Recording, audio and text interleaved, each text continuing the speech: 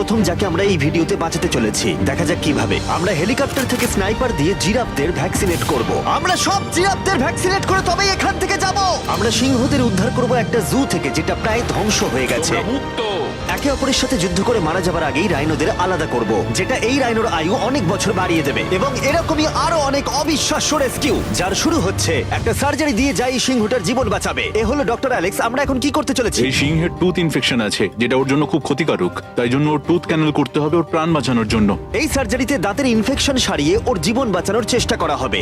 ওর ঠোঁটটা একটু ধরবে তুমি এইভাবে। ও মাই গড, দেখো ওর দাঁতের তো খুবই খারাপ অবস্থা। আর যদি এই ইনফেকশনের চিকিৎসা না করা হয় তাহলে আস্তে আস্তে এই ইনফেকশন ওর হার্টের ক্ষতি করে একদম দেবে। ঠিক। আচ্ছা, ও যদি জেগে যায় তাহলে কি হবে? ও আমার আঙুল কামড়ে দিতে পারে। ও, আর আমার আঙুলটাও।